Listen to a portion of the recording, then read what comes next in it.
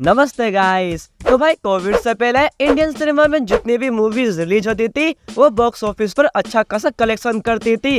लेकिन कोविड के बाद इन चीजों में थोड़े चेंजेस आना शुरू हो गए, जहां पर इंडियन सिनेमा में जितनी भी मूवीज थी उन सब का हाल बॉक्स ऑफिस पर बद से बदतर होता जा रहा था। 100 करोड़ तो दूर की बात है, मूवीज ढंग से 50 करोड़ तक नहीं कमा पा रही थी। लेकिन इन सबके बीच में भी कुछ मूवीज ऐसी थी जिन्होंने बॉक्स ऑफिस पर सिर्फ 100 करोड़ नहीं बल्कि 500 करोड़ कमाए। जहां पर अगर हम पिछले साल की बात करें यानी कि 2022 की, तो ये टाइम साउथ सिनेमा के लिए काफी गोल्डन रहा था, क्योंकि जहां पर कन्नड़ इंडस्ट्री से KGF 2 ने ऑल ओवर इंडिया में 960 करोड़ कमाए, वही तेलुगु इंडस्ट्री से RRR ने 1200 करोड़ कमाए। लेकिन वही अगर 2022 में हम बॉलीवुड की बात करें तो इनकी कोई भी मूवीज यहाँ चल नहीं पाई, और जो हाईएस्ट ग्रोसिंग मूवी बॉलीवुड की तरफ से थी वो थी ब्रह्मास्त्र। लेकिन फिर एंट्री हुई 2023 की, और 2023 के पहले ही महीने में यानी कि जनवरी में शाहरुख खान की एक मूवी है जिसका नाम था पठान, जहाँ पर इस मूवी ने ऑल ओवर इंडिया में 600 करोड़ से ज्यादा की कमाई करी,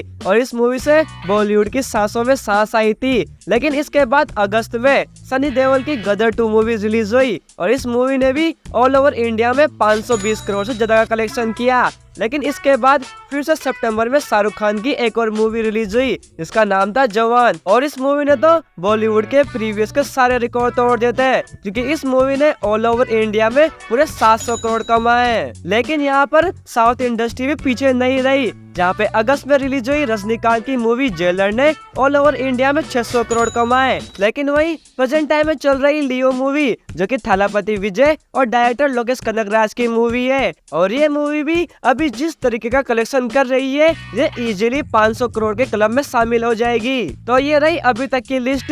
लेकिन आने वाले टाइम में इंडियन सिनेमा की वो कौन सी मूवीज होने वाली है जो कि 500 करोड़ के क्लब में शामिल हो सकती है?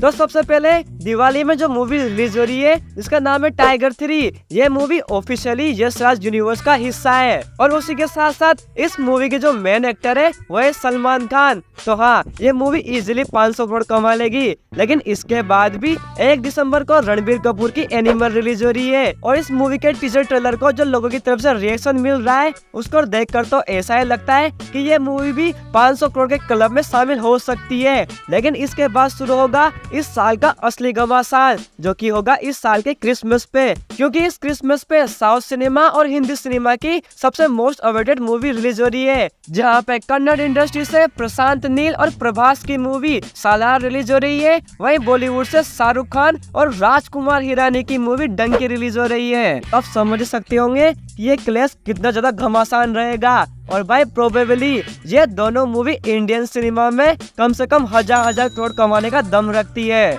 लेकिन इन सबके अलावा भी तमिल इंडस्ट्री से एक हिडन जेम मूवी निकल सकती है, जो कि है धनुष की कैप्टन मिलर।